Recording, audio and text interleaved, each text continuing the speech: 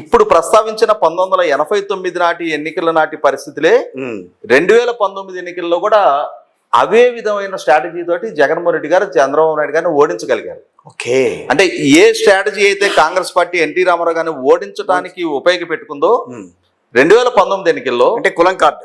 Yes, ఎందుకంటే ఇక్కడ అంటే మనం జగన్మోహన్ రెడ్డి గారి ప్రతిపక్ష నాయకుడి గురించి, మాజీ ముఖ్యమంత్రి గారి గురించి మాట్లాడుకుంటూ కొంచెం డివేట్ అయ్యాము.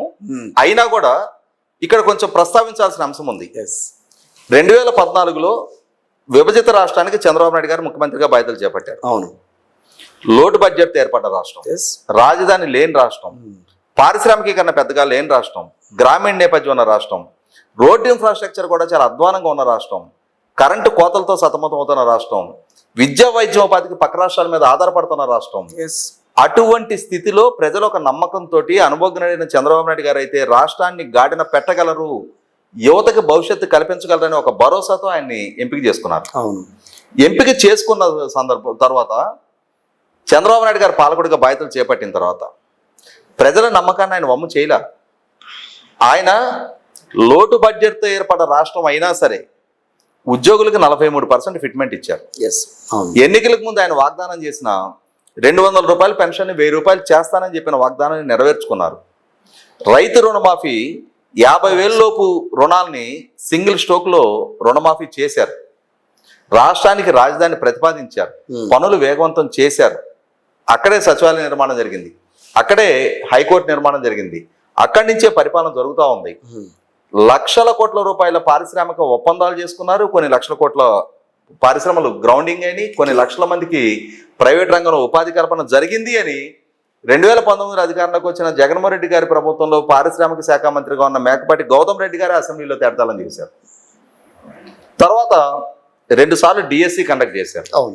అంటే పాలకుడిగా చంద్రబాబు నాయుడు గారు పర్ క్యాపిటల్ ఇన్కమ్ పెంచడం పరంగా కానీ, దక్షిణాదిలో అభివృద్ధి చెందున్న మిగిలిన 3 రాష్ట్రాల సరసన, అటు తెలంగాణ, కర్ణాటక, తమిళనాడు, ఈ 3 రాష్ట్రాల సరసన కనీసం ఒక దశాబ్ద కాలంలో అయినా సరే సగర్వంగా తలెత్తుకొని నిలబడగలిగే స్థాయికి ఆంధ్రప్రదేశ్ ప్రజలు కూడా చేరగలుగుతారని ఒక భరోసా కల్పించారు. కానీ 2019 ఎన్నికల దగ్గరకు వచ్చేప్పటికి ఇవేవి చర్చనీయాంశం కాల. అసలు చంద్రబాబు నాయుడు గారు, ఆయన పరిపాలన, వారి అభివృద్ధి ప్రణాళికలు, ఆయన అమలుపరిచిన సంక్షేమం, ఇవి అసలు ప్రజల్లో చర్చనీయాంశమే కాకుండా జగన్మోహన్ రెడ్డి గారు, ఆయనకున్న మీడియా, ఆయనకున్న వ్యూహకర్తలు, ఆయనకున్న మేధావుల ముసుగులో ఉన్న చాలా మంది జగన్మోహన్ రెడ్డి గారి మద్దతుదారులు, వాళ్ళకున్న సోషల్ మీడియా, వీటన్నిటితోటి ఒక స్ట్రాటజికల్గా వాళ్ళు చంద్రబాబు నాయుడు గారి సామాజిక వర్గ ప్రయోజనాలకు మాత్రమే పనిచేస్తూ ఉన్నారు. ఆయన ప్రతి నిర్ణయం వెనుక ఆయన కుల ప్రయోజనాలే ముడిపడి ఉన్నాయి. ఆయన ప్రతి అభివృద్ధి ప్రణాళిక వాళ్ళ కుల సంక్షేమం కోసమే చేస్తున్నారని చెప్పని ప్రతి అంశంలో కూడా కులం కులం కులం అనే అంశాన్ని చాలా సక్సెస్ఫుల్గా ప్రజల మనసులో ఇంజెక్ట్ చేయగలిగారు.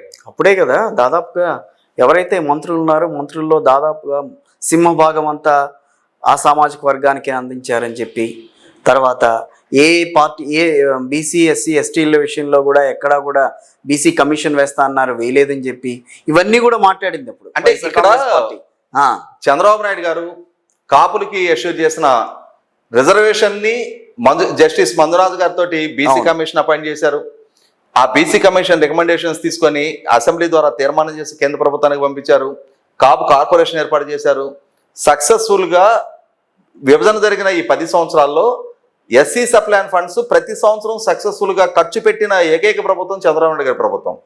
ఇరిగేషన్ రంగానికి 68,000 కోట్ల రూపాయలు ఖర్చు పెట్టడం జరిగింది. ఏ రంగం చూసుకున్నా, ముఖ్యంగా అగ్రికల్చర్ పరంగా చూసుకున్నట్టయితే అగ్రికల్చర్ మెకనైజేషన్ కోసం కొన్ని వేల కోట్ల రూపాయల సబ్సిడీ తోటి 26,000 ట్రాక్టర్లు రైతు రథం పేరిట రైతాంగానికి అందించారు. హార్వెస్టర్లు ఇచ్చారు, బేలర్లు ఇచ్చారు, రోటవేటర్లు ఇచ్చారు, మల్చింగ్ షీట్లు ఇచ్చారు, తైవాన్ స్ప్రేయర్లు ఇచ్చారు. 90% సబ్సిడీ తోటి 17 లక్షల ఎకరాలకి డ్రిప్ పరికరాలు ఇచ్చారు. ఇవేవి ప్రజల చర్చనీయాంశం కానివ్వాల జగన్మోహన్ రెడ్డి గారు వ్యూహాత్మకంగా ఈ 5 కోట్ల మంది ప్రజల్ని ఒక రకమైన హిప్నటైజ్ చేయగలిగారు జగన్మోహన్ రెడ్డి గారు. తనకున్న వ్యూహకర్తలు వాళ్ళు చేసిన ప్రచారంతో జగన్మోహన్ రెడ్డి గారికి బ్రహ్మాండంగా లాభించింది అది. 1989లో ఏ స్ట్రాటజీ అయితే కాంగ్రెస్ పార్టీ ప్రయోగించి ఎన్టీ రామారావు గారిని ఓడించిందో అదే స్ట్రాటజీ తోటి జగన్మోహన్ రెడ్డి గారు చంద్రబాబు నాయుడు గారిని ఓడించగలిగారు. ఓకే, ఎస్, ఓడించడం వరకు సఫలీకృతం అయ్యారు. కానీ 5 సంవత్సరాల కాంగ్రెస్ పార్టీ పరిపాలన 89 నుంచి 94 వరకు మళ్ళీ 3 ముఖ్యమంత్రులు మారారు. మరొకసారి చెన్నారెడ్డి గారు, నేదురుమల్ జనార్దన్ రెడ్డి గారు, కోటమిరెడ్డి భాస్కర్ రెడ్డి గారు, ముగ్గురు వచ్చారు. మరి చెన్నారెడ్డి గారి నుంచి నేదురుమల్ జనార్దన్ రెడ్డి గారికి అధికార మార్పిడి చేయించడం కోసం హైదరాబాద్ లో సృష్టించబడ్డ మత ఘర్షణల్లో 400 మంది అమాయకులను ఊచకోత కోశారు. ఇవన్నీ గమనించిన ప్రజలు తిరిగి 1994 దగ్గరికి వచ్చేటప్పటికి అదే కాంగ్రెస్ పార్టీని 5 సంవత్సరాల అధికారంలో కాంగ్రెస్ పార్టీని తెలుగుదేశం పార్టీ తోటి మిత్రపక్షాలుగా పోటీ చేసిన కమ్యూనిస్టులకి 30 స్థానాలు వస్తే కాంగ్రెస్ పార్టీకి 26 స్థానాలే దక్కినాయి. ప్రతిపక్ష హోదా కూడా దక్కనివ్వాల. నేను ఇదే అంశాన్ని పదే పదే చెప్తుండేవాడిని. జగన్మోహన్ రెడ్డి గారికి ఒక అవకాశం దక్కింది. 1989లో కాంగ్రెస్ పార్టీకి దక్కిన అవకాశం లాంటిదే 2019లో 30 సంవత్సరాల తర్వాత జగన్మోహన్ రెడ్డి గారికి దక్కింది. కానీ 1989లో అధికార బాధ్యతలు చేపట్టిన కాంగ్రెస్ పార్టీ ఎన్ని తప్పుల మీద తప్పులు చేసుకుంటూ వెళ్ళిందో అంతకన్నా ఎక్కువ తప్పులు చేసుకుంటూ వెళ్తున్నారు జగన్మోహన్ రెడ్డి గారు. కాబట్టి 1994 కూడా మళ్ళీ 30 సంవత్సరాలకు 2024లో చరిత్ర పునరావృతం అవ్వటం ఖాయం.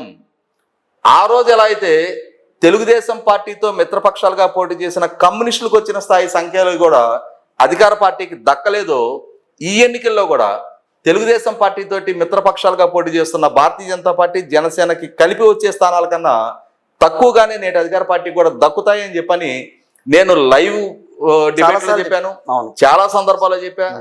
1989 30 ఏళ్ళకి రిపీట్ అయింది, 1994 కూడా 30 ఏళ్ళకి రిపీట్ అవటం ఖాయం. చరిత్ర పునరావృతం అవ్వటం ఖాయం. జగన్మోహన్ రెడ్డి గారి అధికారం సుస్థిరం కాదు. ఆయన ఊహలో వేరు, వాస్తవం వేరు. ఆయన పాలనా దక్షత ప్రదర్శించలేకపోయారు. ఆయన అసమర్థత వాళ్ళ ప్రజలకి కొట్టొచ్చినట్టు కనిపిస్తూ ఉంది.